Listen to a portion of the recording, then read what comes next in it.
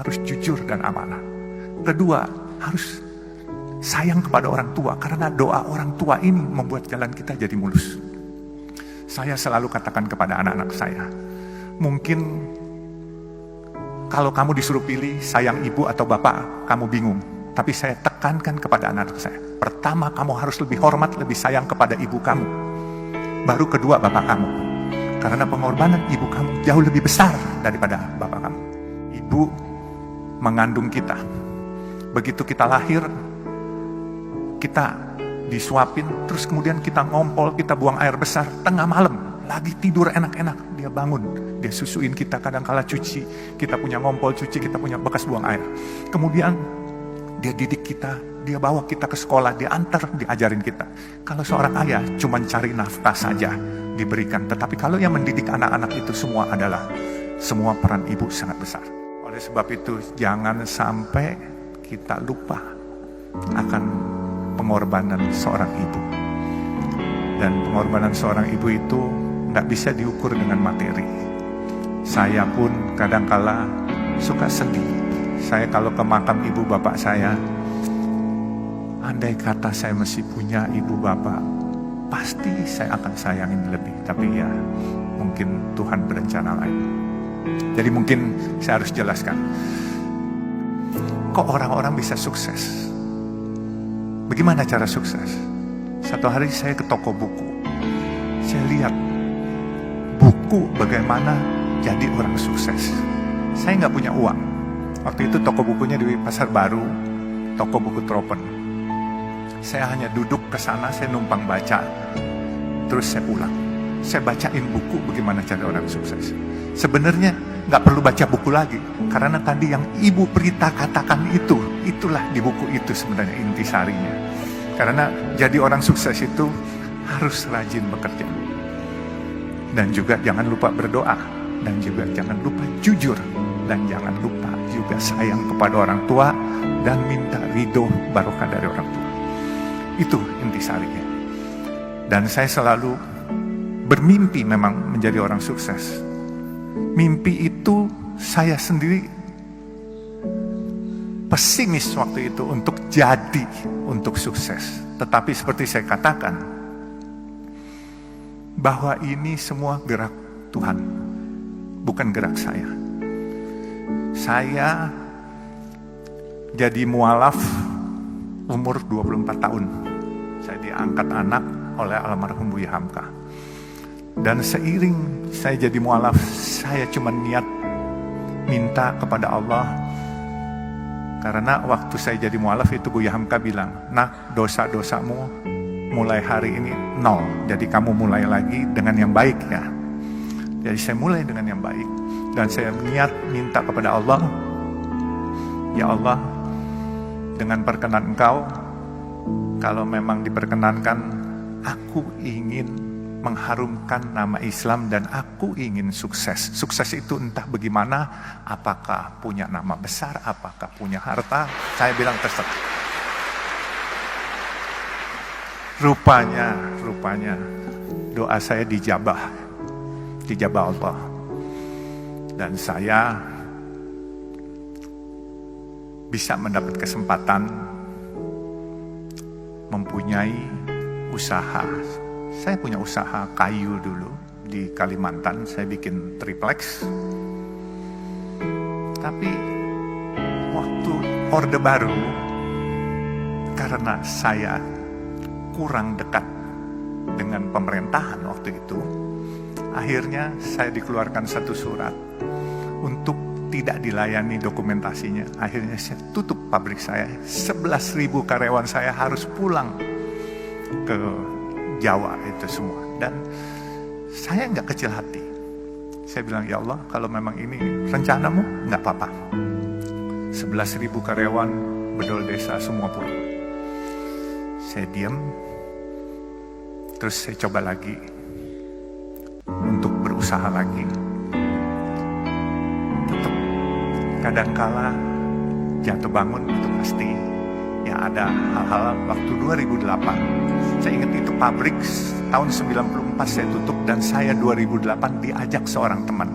14 tahun saya pensiun, itu ibaratnya nggak ada kerjaan. Diajak seorang teman untuk ikut di perusahaan pemboran minyak lepas pantai. Tapi 1 tahun saya bilang ini bukan bidang saya. Kemudian saya tahun 2012 saya ditawarkan oleh pemegang saham yang sedang berantem, pemegang saham jalan tol Citra Marga Nusa Pala Persada. Itu jalan tol dalam kota, dan sekarang ini kalau perusahaan tol swasta terbesar adalah Citra Marga. Jadi saya ceritakan juga, inilah mungkin yang paling penting. Waktu saya masuk di Citra Marga, ini pemegang sahamnya berantem, menanyakan kepada saya, kamu berani nggak jadi direktur utama? Saya bilang, kenapa harus saya? Karena ini raksasa-raksasa lagi pada berantem semua. Waktu itu Citra Marga yang punya adalah Ibu Tutut di antaranya. Terus ada Robi Sumampau, Robi Kete, dan ini naga-naga semua lah. Kebenaran saya ini kelahiran Kalimantan Timur, dari Sungai Mahakam saya lahir. Lalu saya jawab sama teman-teman saya, selama nggak nyuri, saya berani apa saja saya bilang, dan tidak korupsi. Akhirnya saya ditunjuk sebagai direktur utama. Di waktu saya ditunjuk sebagai direktur utama, saya melihat karena ini perusahaan publik, pemegang sahamnya ini banyakkan institusi-institusi asing. Saya lihat ini perusahaan bagus. Kenapa saya bilang bagus? Coba pikirkan, ini kalau bukan gerak Tuhan, saya nggak akan memiliki perusahaan ini. Saya dulu punya perusahaan kayu, saya pernah punya restoran, saya pernah punya hotel. Hotel pelayanan nggak baik, omset akan turun, orang nggak balik lagi. Restoran makanannya asin atau pedas, kepedesan, orang besok nggak balik lagi. Makanya saya bilang, saya bisa dapat jalan tol ini. Coba pikirkan jalan tol. Kalian pernah lewat jalan tol, bayar, macet, marah-marah hari ini, brengsek nih jalan, macet, bayar pula. Besok kalian dengan senyum nganterin duit lagi kepada kita. Nah itu bedanya. Jadi jalan tol itu, mau keasinan, mau kepedesan, mau kemanisan, tetap dimanfaatkan. Nah ini semua gerak Tuhan yang milihin. Jadi saya berpikir gini, saya tidak punya rencana punya jalan tol. Tetapi jalan tol ini gini, kalau saya tidur, jam 10 malam, itu truk-truk besar yang nyari duit sampai subuh jam 5 pagi. Kemudian kalau saya lagi melek bangun, sedan-sedan dan kendaraan umum dari jam 5 pagi sampai jam 10 malam. Nah jadi itulah perkembangan jalan tol. Bisnis ini beda dengan hotel, dengan restoran, dan yang lain-lain. Nah, saya bisa ceritakan, waktu saya lihat perusahaan ini bagus, saya kumpulkan teman-teman saya. Teman-teman saya dari berbagai macam suku. Ada yang Tionghoa, ada yang disebut asing. Jadi saya bilang, ini daripada asing yang miliki, kenapa nggak kita-kita? Kalian para asing, teman-teman maupun yang lain, ayo kita miliki. Mereka tanya sama saya, bagaimana? Saya bilang, gampang, siapin aja dananya, saya bikin asing ini keluar barangnya. Jadi waktu itu saya direktur utama, apa yang saya sebut itu pasti bereaksi market. Tapi waktu itu memang saya menyebut ingin membeli sesuatu barang, itu asingnya ketakutan. Kebenaran saya nggak sekolah tinggi Pak, jadi saya main seruduk aja. Kalau ikutin aturan saya nggak berani ngomong begitu, karena di aturan nggak boleh. Jadi saya bilang hari itu, saya ingin beli Bank Senturi yang sedang bermasalah waktu itu. Itu semua asing tidak setuju. Dia lepas barang itu semua. Akhirnya teman-teman saya beli semua. Akhirnya sekarang pemiliknya adalah orang Indonesia asli semua, Pak. Jadi Citra Marga ini udah nggak ada asing. Kalaupun ada asing 1-2 orang gitu. Jadi kita boleh berbangga lah, ini kita tarik kembali Citra Marga. Dan saya pikir ini sesuatu perusahaan yang besar. Dan kenapa saya bilang besar? Dia punya omset untuk dalam kota 600.000 kendaraan per hari. Memang biaya pembangunannya cukup besar.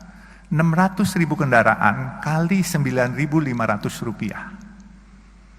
Kurang lebih hampir 6 miliar, 5,4 miliar per hari. Bagian Jasa Marga separuh, bagian Citra Marga separuh. Tetapi uang itu dipakai untuk pembangunan. Pembangunan jalan tol lain. Bahkan kita lagi mau bangun dari Priuk sampai Peluit, itu kurang lebih 9,7 kilo. Itu biaya anggarannya kurang lebih 13,5 triliun. Lalu kita mau bangun, sekarang kita sudah ada Soreang Pasir Koja di Jawa Barat di Bandung. Dari Pasir Koja kita mau mengurai kemacetan di Bandung kota, kita akan bikin jalan menembus Gatot Subroto, Soekarno-Hatta sampai Pasopati. Itu kurang lebih 9 triliun. Jadi 22,5 triliun kita butuhkan. Mungkin orang bertanya, kenapa saya dagang nasi kuning 3.000 rupiah? Tadi Pak Kemal nanya, kenapa nggak kasih gratis? Kalau saya kasih gratis, saya memonopoli sedekah itu dan saya memonopoli pahala itu. Tapi kalau saya jual 3.000, saudara-saudara kita yang biasa makan 10.000, dia bisa makan 3.000, dia bisa sedekah buat orang lain yang di bawah dia 3.000 juga, dia mesti save 4.000. Jadi bukan bisnis aja yang nggak boleh dimonopoli, sedekah juga nggak boleh monopoli, pahala juga nggak boleh dimonopoli. Nah, saya tekankan siapapun yang ingin ikut program nasi kuning saya, kemarin siang baru dibuka di Kelurahan Menteng, Jalan Anyar, bekerja sama dengan SMP negeri setempat. Itu nasi kuning, tapi dia seminggu sekali. Saya biasa buka Senin sampai Jumat, kita udah ada 12 outlet. Saya ada di Semarang, di depan markas tentara Kesatriaan, di Bandung, di depan markas Yonsipur, sama di Jalan Banten, situ ada 2. Terus kita ada di Cimanggis, Karawang, dan Jakarta. Jakarta cukup banyak kita. Di kantor Sunter, di Masjid Baba Alun di daerah Warakas, Papango. Nah, itu nasi kuning, program nasi kuningnya kita harus beli dari warung setempat. Saya bilang, nggak boleh kita masak sendiri, catering sendiri. Selama masih ada warung setempat, kita harus beli dari warung setempat. Ada 5 warung, kita gilir. Hari Senin warung pertama, Selasa warung kedua, dan seterusnya. Mereka tanya, kenapa? Saya bilang, kita mau sedekah. Mereka mau cari nafkah, warung-warung kecil setempat. Kita mau mencari pahala, cari barokah. Mereka mau cari uang buat anak-anaknya sekolah. Kalau mereka jual 10.000, kita di sampingnya jual 3.000. Yang dapat bukan barokah dari mereka, sumpah serapah. Karena mereka tidak bisa bersaing dengan kita. Jadi saya bilang, selain kita membantu kaum duafa, kita harus berdayakan warung setempat, bukan kita matikan. Supaya berkahnya itu kebagian semua. Kaum duafanya kebagian, warung UMKM-nya kebagian. Supaya semua barokah, everybody happy, kitanya pun juga happy. Nah, sekarang ini memang sudah mulai banyak. Dan saya menantang juga, kalau ada teman-teman atau adik-adik atau keluarganya, adik-adik yang mau buka warung nasi kuning, ini khusus buat kaum duafa dan fakir miskin. Ini bentuk rasa terima kasih saya. Saya rela subsidiin setiap hari. Bukan mau ria atau sok-sokan, bukan. Tapi saya berterima kasih kepada Allah. atas rezeki yang diberikan. Saya dari pedagang asongan, anak jalanan, sampai saya jadi hari ini. Saya pasti ini ada rahasia Allah yang dititipkan kepada saya. Dan rezeki orang banyak dititipkan pada saya. Ini bukan saya punya. Saya bersyukur itu 6 Februari 2018 warung itu saya buka. Saya cuma kasih 100 juta, warung itu sudah 2 tahun. Dan duitnya malah surplus. Sedekah saya mau lebih pun, saya rencananya 1000 porsi per hari, subsidinya itu kalau 10.000 saya jual 3.000, subsidi 7.000, berarti 7 juta satu hari. Untuk 250 hari kerja, saya siapkan 1.750.000.000 untuk mensubsidi. Tetapi uang itu tidak pernah terpakai. Inilah yang dikatakan waktu itu oleh guru saya dan ayah angkat saya juga, yaitu almarhum Buya Hamka. Fastabikul khairat, kalau kamu mau berbuat kebaikan di jalan Allah, pasti Allah cariin duitnya. Padahal saya mau keluar duit sendiri, tapi dicariin duitnya. Nah sekarang ini warungnya udah ada 12, di Banjarmasin juga ada. Dan warung itu memang kita khususkan buat kaum duafa dan fakir miskin. Dan kita beli dari warung setempat. Dan tidak boleh dibungkus, bawa pulang. Harus makan di tempat. Karena apa? Kita sadar. Masyarakat kita masyarakat yang kreatif dan pinter. Kalau dibungkus ntar dijual 6.000, mereka cari untung di situ. Jadi harus makan di tempat. Jadi nggak boleh dibungkus dibawa pulang. Kecuali makanan ini tidak habis, kami bungkus, kami bagiin ke lampu merah, kasih gratis, nggak dijual. Jadi mungkin nasi kuning sudah, bisnis sudah, dan saya tantang siapa yang mau buka nasi kuning, ayo, yang mau ikut gabung di perusahaan, ayo, ya kan. Sekarang perusahaan ini jujur saya juga kaget-kaget.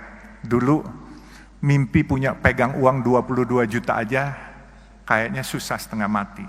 Tahu-tahu proyek dikasih 22,5 triliun dari pemerintah. Ini satu kepercayaan yang luar biasa. Anak jalanan loh, anak kampung. Dan saya cuma punya mimpi satu di terakhir lagi saya ceritakan. Mimpi saya baru terrealisasi 3. Mimpi saya adalah membangun tempat ibadah buat umat Islam, kebenaran agama Islam. Membangun masjid atau musola sampai 1000 biji. Ya.